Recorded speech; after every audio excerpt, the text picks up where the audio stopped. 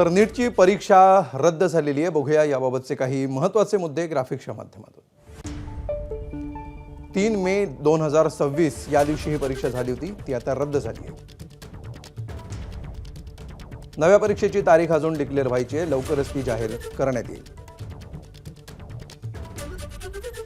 परीक्षार्थींचं परीक्षा केंद्र मात्र 3 मे रोजी जे होतं तेच असेल. विद्यार्थ्यांना नव्यानं रजिस्ट्रेशन करण्याची गरज नाही. विद्यार्थ्यांकडून नव्या परीक्षेसाठी शुल्क घेतलं जाणार नाही. नव्या परीक्षेसाठी वेगळं ओळखपत्र दिलं जाणार आहे.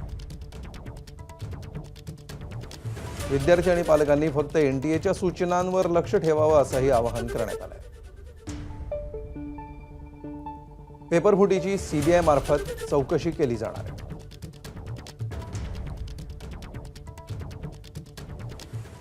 तरी परीक्षा का रद्द झाली ते बघा. राजस्थानमधील सीकरमध्ये नीट परीक्षेपूर्वी गेस्ट पेपरकडून वितरण झालं.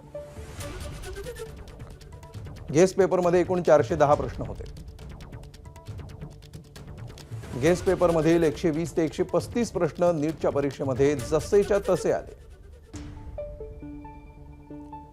नीटच्या परीक्षेशी जुळलेले बहुतांश प्रश्न हे रसायनशास्त्र विषयाचे होते.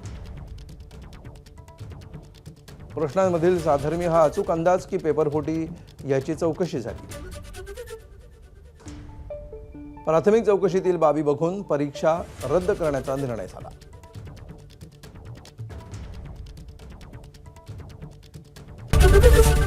एबीपी माझा, उघडा डोळे बघा नीट.